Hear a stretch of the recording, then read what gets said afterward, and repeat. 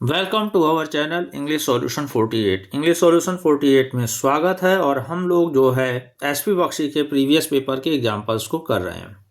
यहाँ पर बहुत सारे ऐसे एग्जांपल्स हैं जो हमारे रूल्स को भी रेक्टिफाई करते हैं और साथ ही साथ हमें एक बेटर व्यू देते हैं कि फॉर फ्यूचर हमें कैसी प्रिपरेशन करनी चाहिए। तो अब एग्जांपल्स को हम लोग आगे बढ़ाते हैं। पहला एग्जांपल लिखा हुआ है, it is most essential for us. ये हमारे लिए बहुत ही इसेंशियल है to reach the station before noon. Noon से पहले स्टेशन को पहुंचना। और लीस्ट नहीं, देखिए ध्यान रहे, दो स्पेलिंग होती है आपकी, जैसे अभी हम पढ़ते समय इसीलिए गलत किए ताकि आप में भी गलती हो। तो एक होता है LEAST, ठीक है। जब LEAST लीस्ट होता है तो उसका अर्थ होता है कम से कम, और LEST लेस्ट वर्ड आ जाए तो लेस्ट का मतलब होता है कहीं ऐसा ना हो। और लेस्ट आपका कंजक्शन होता है, उसके बाद हमेशा शुड का प्रयोग किया जाएगा, चाहे सब्जेक्ट कोई भी हो, सिंगुलर प्लूरल कोई मतलब नहीं, ठीक है। तो फिलहाल lest we should miss the train.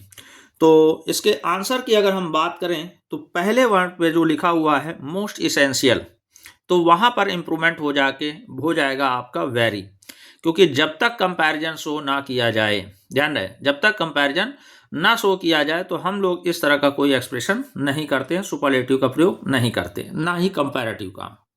Okay, second आते हैं the after morning she woke up, वो उठी, to the first ray of light, मतलब सूरज की पहली किरण के साथ, थ्रू द विंडो, जो विंडो से आई थी।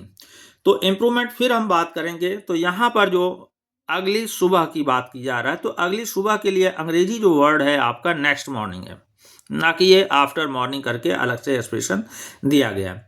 तो कभी कभी ऐसे एग्जाम्पल्स बना देते हैं जिसका ग्रामर से कोई लेना देना नहीं होता है, बट फॉर एक्सप्रेशन आपको मालूम होना चाहिए कि ये होता है या नहीं होता है। रॉन्ग वर्ड यूज होते हैं तो उनको इम्प्रूवमेंट करते हैं और बाय प्रैक्टिस ही एग्जाम्पल्स इनको गेन किया जा सकता है। ओके, चलो थर्ड लिखा है, Frank Lloyd Wright had been acclaimed by colleagues, और क्या है, as the greater of all modern architects. तो अब हम इनकी बात करें तो तुलना हो रही है, और किससे हो रही है, तो जितने भी मॉडर्न आर्किटेक्ट्स हैं उनसे। तो जब हम कई लोगों से तुलना करते हैं या एक से ज़्यादा तुलना करते हैं तो वहाँ पर हम लोग सुपरलेटिव फॉर्म का प्रयोग करते हैं। तो अगर सुपरलेटिव फॉर्म की हम बात करें तो जहाँ ये ग्रेटर वर्ड आया हुआ है उसकी जगह हम यहाँ पर आंसर लगा देंगे ग्रेटेस्ट। ओके, डन है, ठीक है। तो इम्प्रूवमेंट आंसर हमारा सी हो जाएगा। फोर्थ करें, one of most widely spread bad habits is the use of tobacco. तो अब टोबैको का इस्तेमाल सबसे वाइडली है ना बैड हैबिट्स में से एक है। तो फिलहाल यहाँ पे कोई एरर पॉइंट नहीं है, सो आंसर यहाँ पर हो जाएगा डी। फिफ्थ में आते हैं, the price of my dress is higher than, मतलब मेरे ड्रेस की जो कीमत है वो हायर है किससे, दैट ऑफ योर्स, तुम्हारे ड्रेस से।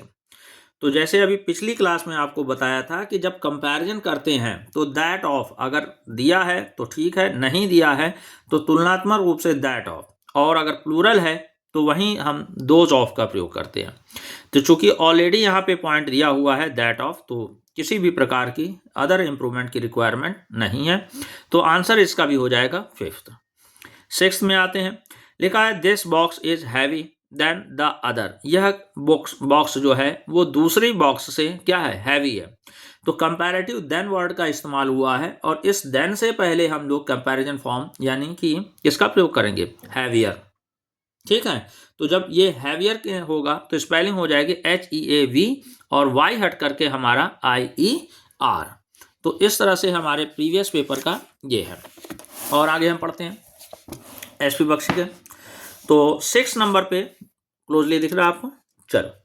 तो 6 नंबर पे आपका लिख रहा है क्या कि नहीं, 6 तो हो चुका है। 7 नंबर पे लिखा है we have to reach there at 10, हमें वहां पर 10 बजे पहुंचना होगा। और किसका, will you please walk little faster. तो आपको बताया गया है कि जब भी हम थोड़ा और की बात करें, हमेशा ध्यान रखिएगा, रटा हुआ पॉइंट है कि जब भी हम थोड़ा और की बात करेंगे तो वहाँ अ लिटिल, और अगर हम नंबर में बात करेंगे तो अ फ्यू का प्रयोग करेंगे। तो आंसर हमारा हो जाएगा will you please walk a little faster, थोड़ा और तेज चलेंगे। फिर 8th में आते हैं तो लिखा है the department of fine arts has been criticised for not having much required courses scheduled for this semester. मतलब फाइन आर्ट के डिपार्टमेंट को क्रिटिसाइज किया गया कि इसने रिक्वायर्ड कोर्सेस हैं, मतलब जो ज़रूरत के कोर्सेस हैं, उनको इस सेमेस्टर में शेड्यूल्ड नहीं किया है। तो जब हम आंसर में बात करें तो किसमें की बात करें, किसमें हमारा इम्प्रूवमेंट हो रहा है, ठीक है। तो अब जरा देखें कि क्या है कि जो हमारे कोर्सेस हैं उनकी बात हो रही है, यानी कि अधिक मात्रा में बात हो रही है, यानी कि मैनी नंबर्स में, तो हमारा हो जाएगा मोस्ट। क्या वर्ड हो जाएगा? मोस्ट। यानी यहाँ मच की जगह हम किसका प्रयोग करेंगे? मोस्ट रिक्वायर्ड कोर्सेस, ज़्यादा आवश्यकता वाले कोर्सेस में। ओके, चलिए। फिर 9 नंबर में एक्सेप्ट फॉर फ्यू डेज, मतलब कुछ दिनों को छोड़ करके, in a year during monsoon the river can not flow on its own, मतलब नदी जो है अपने धारा, अपनी प्रवाह पे नहीं होती है।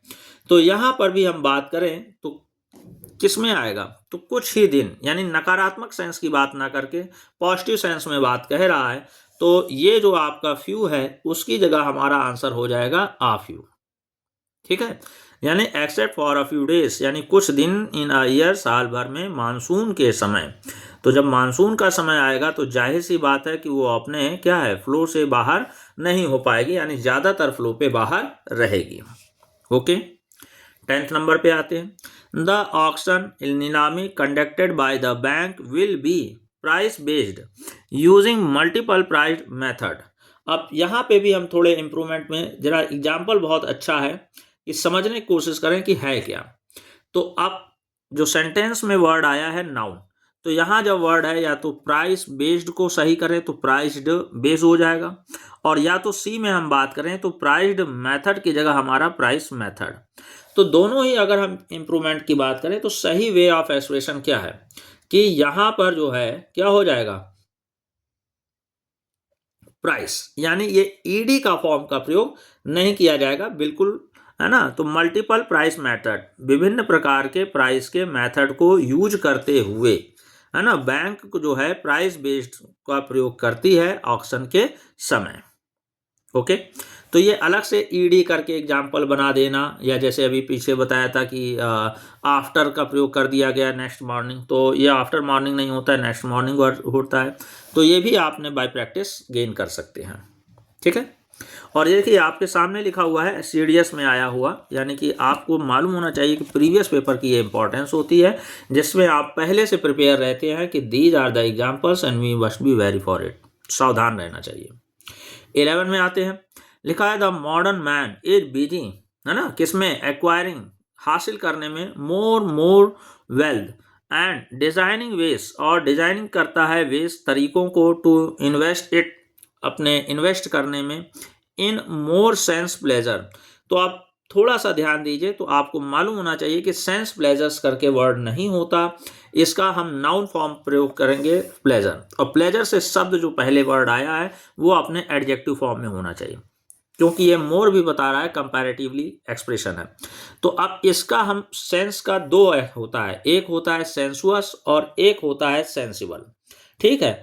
तो अगर हम सेंसिबल करें तो समझदारी भर, लेकिन प्लेजर की बात करें तो वो हमारा सेंसुअल प्लेजर करके एक्सप्रेशन होता है। तो सही वर्ड जो हो जाएगा, इस सेंस की जगह हम लिखेंगे सेंसुअल, ठीक है, क्योंकि यहाँ वर्ड इंप्रूवमेंट की बात थी इसलिए ऑन आपके सीट पे कर दिया जा रहा है। तो सेंसुअस प्लेजर का मतलब ही होता है शारीरिक सुख। नोट कर लीजिएगा, मीनिंग भी नॉलेज होना बहुत जरूरी है फॉर कॉम्प्रिहेंशन रीडिंग के लिए।